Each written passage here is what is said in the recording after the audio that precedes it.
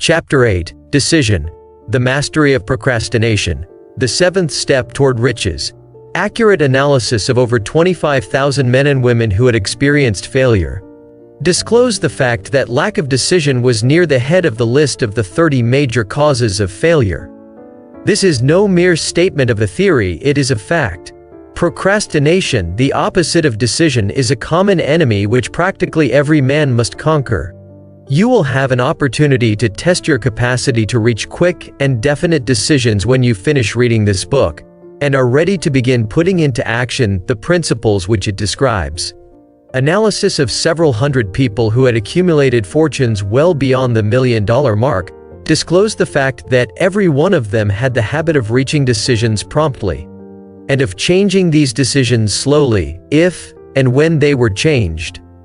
People who fail to accumulate money, without exception, have the habit of reaching decisions, if at all, very slowly, and of changing these decisions quickly and often. One of Henry Ford's most outstanding qualities is his habit of reaching decisions quickly and definitely, and changing them slowly. This quality is so pronounced in Mr. Ford that it has given him the reputation of being obstinate. It was this quality which prompted Mr. Ford to continue to manufacture his famous Model T, the world's ugliest car, when all of his advisors and many of the purchasers of the car were urging him to change it. Perhaps Mr. Ford delayed too long in making the change, but the other side of the story is that Mr. Ford's firmness of decision yielded a huge fortune before the change in model became necessary. There is but little doubt that Mr. Ford's habit of definiteness of decision assumes the proportion of obstinacy, but this quality is preferable to slowness in reaching decisions and quickness in changing them. The majority of people who fail to accumulate money sufficient for their needs are generally easily influenced by the opinions of others. They permit the newspapers and the gossiping neighbors to do their thinking for them.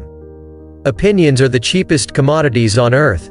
Everyone has a flock of opinions ready to be wished upon anyone who will accept them.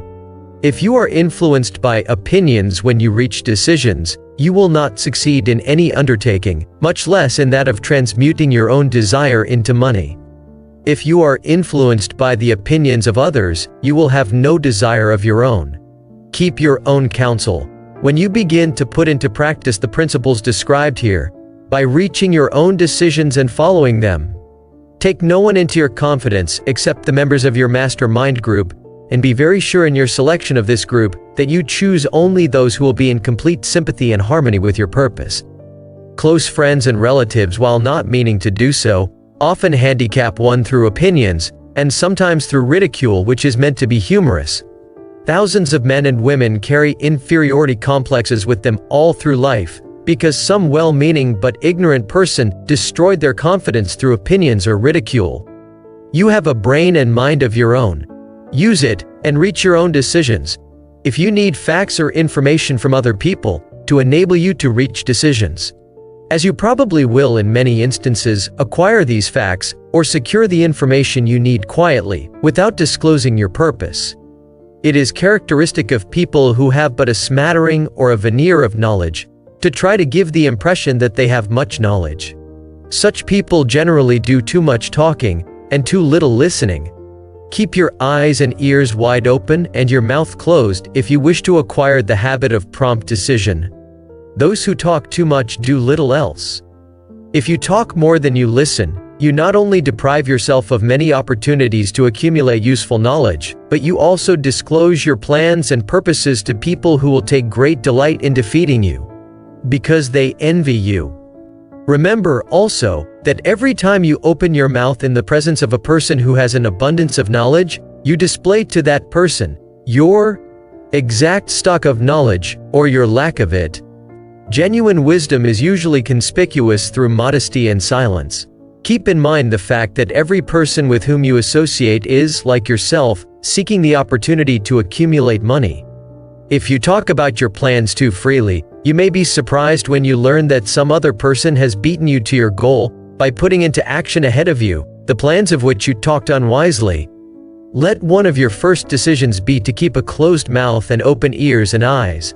As a reminder to yourself to follow this advice, It will be helpful if you copy the following epigram in large letters and place it where you will see it daily.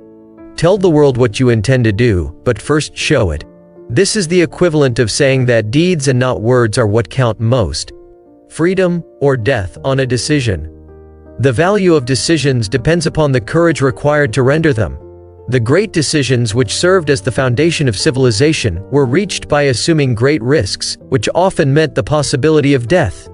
Lincoln's decision to issue his famous Proclamation of Emancipation, which gave freedom to the colored people of America, was rendered with full understanding that his act would turn thousands of friends and political supporters against him.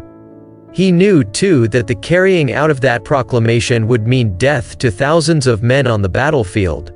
In the end, it cost Lincoln his life. That required courage. Socrates' decision to drink the cup of poison, rather than compromise in his personal belief, was a decision of courage.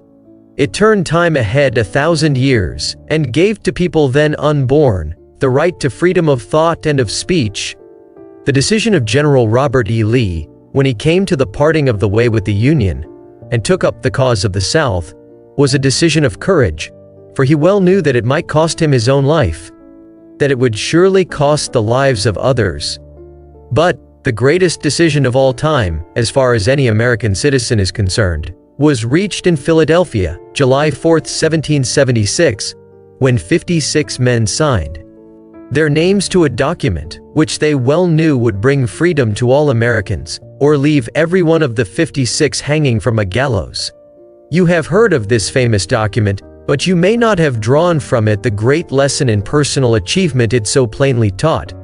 We all remember the date of this momentous decision, but few of us realize what courage that decision required. We remember our history as it was taught, we remember dates and the names of the men who fought. We remember Valley Forge and Yorktown, we remember George Washington and Lord Cornwallis. But we know little of the real forces back of these names, dates, and places.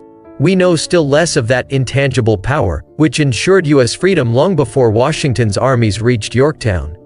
We read the history of the Revolution, and falsely imagine that George Washington was the father of our country, that it was he who won our freedom, while the truth is, Washington was only an accessory after the fact, because victory for his armies had been ensured long before Lord Cornwallis surrendered. This is not intended to rob Washington of any of the glory he so richly merited. Its purpose, rather, is to give greater attention to the astounding power that was the real cause of his victory. It is nothing short of tragedy that the writers of history have missed, entirely, even the slightest reference to the irresistible power which gave birth and freedom to the nation destined to set up new standards of independence for all the peoples of the earth. I say it is a tragedy, because it is the selfsame power which must be used by every individual who surmounts the difficulties of life, and forces life to pay the price asked. Let us briefly review the events which gave birth to this power. The story begins with an incident in Boston, March 5, 1770. British soldiers were patrolling the streets, by their presence, openly threatening the citizens. The colonists resented armed men marching in their midst. They began to express their resentment openly, hurling stones as well as epithets at the marching soldiers, until the commanding officer gave orders. Fix bayonets, charge. The battle was on. It resulted in the death and injury of many. The incident aroused such resentment that the Provincial Assembly, made up of prominent colonists, called a meeting for the purpose of taking definite action. Two of the members of that assembly were John Hancock and Samuel Adams. Long live their names. They spoke up courageously and declared that a move must be made to eject all British soldiers from Boston.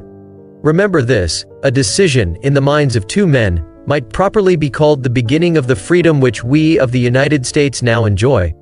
Remember, too, that the decision of these two men called for faith and courage because it was dangerous. Before the assembly adjourned, Samuel Adams was appointed to call on the governor of the province, Hutchinson, and demand the withdrawal of the British troops. The request was granted, the troops were removed from Boston, but the incident was not closed. It had caused a situation destined to change the entire trend of civilization. Strange, is it not, how the great changes, such as the American Revolution and the World War, often have their beginnings in circumstances which seem unimportant. It is interesting also to observe that these important changes usually begin in the form of a definite decision in the minds of a relatively small number of people. Few of us know the history of our country well enough to realize that John Hancock, Samuel Adams, and Richard Henry Lee, of the province of Virginia, were the real fathers of our country. Richard Henry Lee became an important factor in this story, by reason of the fact that he and Samuel Adams communicated frequently, by correspondence, sharing freely their fears and their hopes concerning the welfare of the people of their provinces. From this practice, Adams conceived the idea that a mutual exchange of letters between the 13 colonies might help to bring about the coordination of effort so badly needed in connection with the solution of their problems. 2 years after the clash with the soldiers in Boston, March 72, Adams presented this idea to the Assembly in the form of a motion that a correspondence committee be established among the colonies, with definitely appointed correspondents in each colony, for the purpose of friendly cooperation for the betterment of the colonies of British America. Mark well this incident. It was the beginning of the organization of the far-flung power destined to give freedom to you and to me. The mastermind had already been organized. It consisted of Adams, Lee, and Hancock.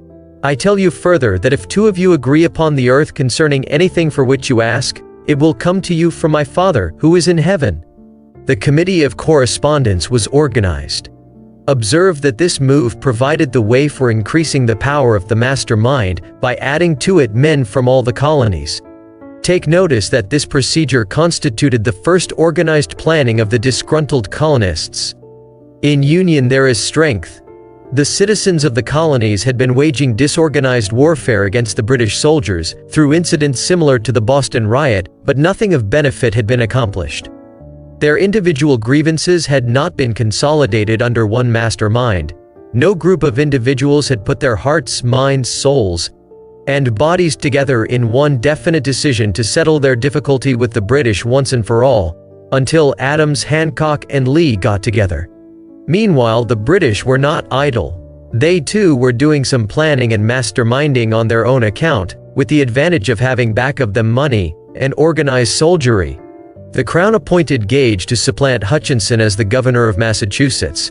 One of the new governor's first acts was to send a messenger to call on Samuel Adams, for the purpose of endeavoring to stop his opposition by fear. We can best understand the spirit of what happened by quoting the conversation between Colonel Fenton, the messenger sent by Gage, and Adams. Colonel Fenton: I have been authorized by Governor Gage to assure you, Mr. Adams, that the governor has been empowered to confer upon you such benefits as would be satisfactory, endeavored to win Adams by promise of bribes, upon the condition that you engage to cease in your opposition to the measures of the government. It is the governor's advice to you, sir, not to incur the further displeasure of His Majesty. Your conduct has been such as makes you liable to penalties of an MT of Henry VIII, by which persons can be sent to England for trial for treason or misprision of treason, at the discretion of a governor of a province. But by changing your political course, you will not only receive great personal advantages, but you will make your peace with the king. Samuel Adams had the choice of 2 decisions. He could cease his opposition and receive personal bribes, or he could continue and run the risk of being hanged. Clearly, the time had come when Adams was forced to reach instantly a decision which could have cost his life. The majority of men would have found it difficult to reach such a decision. The majority would have sent back an evasive reply, but not Adams. He insisted upon Colonel Fenton's word of honor, that the colonel would deliver to the governor the answer exactly as Adams would give it to him. Adams' answer: Then you may tell Governor Gage that I trust I have long since made my peace with the King of Kings. No personal consideration shall induce me to abandon the righteous cause of my country. And tell Governor Gage it is the advice of Samuel Adams to him, no longer to insult the feelings of an exasperated people. Comment as to the character of this man seems unnecessary. It must be obvious to all who read this astounding message that its sender possessed loyalty of the highest order. This is important. Racketeers and dishonest politicians have prostituted the honor for which such men as Adams died. When Governor Gage received Adams' caustic reply, he flew into a rage and issued a proclamation which read, "I do hereby, in His Majesty's name, offer and promise His most gracious pardon to all persons who shall forthwith lay down their arms and return to the duties of peaceable subjects, excepting only from the benefit of such pardon, Samuel Adams and John Hancock, whose offenses are of too flagitious a nature to admit of any other consideration but that of condign punishment." As one might say, in modern slang, Adams and Hancock were on the spot. The threat of the irate governor forced the two men to reach another decision, equally as dangerous. They hurriedly called a secret meeting of their staunchest followers. Here the mastermind began to take on momentum. After the meeting had been called to order, Adams locked the door, placed the key in his pocket, and informed all present that it was imperative that a Congress of the colonists be organized, and that no man should leave the room until the decision for such a Congress had been reached. Great excitement followed. Some weighed the possible consequences of such radicalism. Old man fear. Some expressed grave doubt as to the wisdom of so definite a decision in defiance of the Crown. Locked in that room were two men immune to fear, blind to the possibility of failure: Hancock and Adams. Through the influence of their minds, the others were induced to agree that, through the Correspondence Committee, arrangements should be made for a meeting of the First Continental Congress, to be held in Philadelphia, September 5, 1774. Remember this date. It is more important than July 4, 1776. If there had been no decision to hold a Continental Congress, there could have been no signing of the Declaration of Independence. Before the first meeting of the new Congress, another leader, in a different section of the country, was deep in the throes of publishing a summary view of the rights of British America. He was Thomas Jefferson, of the province of Virginia, whose relationship to Lord Dunmore, representative of the Crown in Virginia, was as strained as that of Hancock and Adams with their governor. Shortly after his famous Summary of Rights was published, Jefferson was informed that he was subject to prosecution for high treason against His Majesty's government. Inspired by the threat, one of Jefferson's colleagues, Patrick Henry, boldly spoke his mind, concluding his remarks with a sentence which shall remain forever a classic: "If this be treason, then make the most of it." It was such men as these who, without power, without authority, without military strength, without money, sat in solemn consideration of the destiny of the colonies, beginning at the opening of the First Continental Congress, and continuing at intervals for 2 years, until on June 7, 1776, Richard Henry Lee arose, addressed the chair, and to the startled assembly made this motion: "Gentlemen, I make the motion that these united colonies are, and of right ought to be free and independent states, that they be absolved from all allegiance to the British Crown, and that all political connection between them and the state of Great Britain is, and ought to be totally dissolved." Lee's astounding motion was discussed fervently, and at such length that he began to lose patience. Finally, after days of argument, he again took the floor, and declared, in a clear, firm voice, "Mr. President, we have discussed this issue for days. It is the only course for us to follow. Why then, sir, do we longer delay? Why still deliberate? Let this happy day give birth to an American Republic. Let her arise, not to devastate and to conquer, but to re-establish the reign of peace and of law. The eyes of Europe are fixed upon us. She demands of us a living example of freedom, that may exhibit a contrast in the felicity of the citizen to the ever-increasing tyranny." Before his motion was finally voted upon, Lee was called back to Virginia because of serious family illness, but before leaving, he placed his cause in the hands of his friend, Thomas Jefferson, who promised to fight until favorable action was taken. Shortly thereafter, the President of the Congress, Hancock, appointed Jefferson as chairman of a committee to draw up a Declaration of Independence. Long and hard the committee labored, on a document which would mean, when accepted by the Congress, that every man who signed it would be signing his own death warrant. Should the colonies lose in the fight with Great Britain, which was sure to follow, the document was drawn, and on June 28, the original draft was read before the Congress. For several days it was discussed, altered, and made ready. On July 4, 1776, Thomas Jefferson stood before the assembly and fearlessly read the most momentous decision ever placed upon paper. When in the course of human events it is necessary for one people to dissolve the political bands which have connected them with another, and to assume, among the powers of the earth, the separate and equal station to which the laws of nature and of nature's God entitle them, a decent respect to the opinions of mankind requires that they should declare the causes which impel them to the separation. When Jefferson finished, the document was voted upon, accepted and signed by the 56 men, everyone staking his own life upon his decision to write his name. By that decision came into existence a nation destined to bring to mankind forever the privilege of making decisions. By decisions made in a similar spirit of faith, and only by such decisions, can men solve their personal problems and win for themselves high estates of material and spiritual wealth. Let us not forget this. Analyze the events which led to the Declaration of Independence, and be convinced that this nation, which now holds a position of commanding respect and power among all nations of the world, was born of a decision created by a master mind consisting of 56 men. Note well the fact that it was their decision which ensured the success of Washington's armies, because the spirit of that decision was in the heart of every soldier who fought with him, and served as a spiritual power which recognizes no such thing as failure. Note also, with great personal benefit, that the power which gave this nation its freedom is the self-same power that must be used by every individual who becomes self-determining. This power is made up of the principles described in this book. It will not be difficult to detect, in the story of the Declaration of Independence, at least 6 of these principles: desire, decision, faith, persistence, the mastermind, and organized planning. Throughout this philosophy will be found the suggestion that thought, backed by strong desire, has a tendency to transmute itself into its physical equivalent. Before passing on, I wish to leave with you the suggestion that one may find in this story, and in the story of the organization of the United States Steel Corporation, a perfect description of the method by which thought makes this astounding transformation.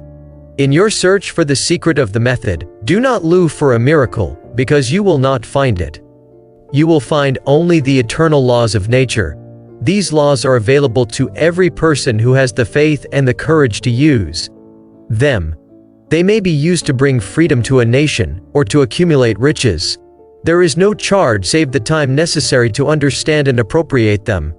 Those who reach decisions promptly and definitely know what they want and generally get it. The leaders in every walk of life decide quickly and firmly. That is the major reason why they are leaders. The world has the habit of making room for the man whose words and actions show that he knows where he is going. Indecision is a habit which usually begins in youth. The habit takes on permanency as the youth goes through graded school, high school, and even through college without definiteness of purpose. The major weakness of all educational systems is that they neither teach nor encourage the habit of definite decision. It would be beneficial if no college would permit the enrollment of any student, unless and until the student declared his major purpose in matriculating. It would be of still greater benefit if every student who enters the graded schools were compelled to accept training in the habit of decision, and forced to pass a satisfactory examination on this subject before being permitted to advance in the grades. The habit of indecision acquired because of the deficiencies of our school systems goes with the student into the occupation he chooses. If, in fact, he chooses his occupation, generally, the youth just out of school seeks any job that can be found. He takes the first place he finds because he has fallen into the habit of indecision. 98 out of every 100 people working for wages today are in the positions they hold because they lack the definiteness of decision to plan a definite position and the knowledge of how to choose an employer. Definiteness of decision always requires courage, sometimes very great courage. The 56 men who signed the Declaration of Independence staked their lives on the decision to affix their signatures to that document. The person who reaches a definite decision to procure the particular job and make life pay the price he asks does not stake his life on that decision. he stakes his economic freedom. Financial independence, riches, desirable business and professional positions are not within reach of the person who neglects or refuses to expect, plan, and demand these things. The person who desires riches in the same spirit that Samuel Adams desired freedom for the colonies is sure to accumulate wealth. In the chapter on organized planning, you will find complete instructions for marketing every type of personal services. You will find also detailed information on how to choose the employer you prefer and the particular job you desire. These instructions will be of no value to you unless you definitely decide to organize them into a plan of action.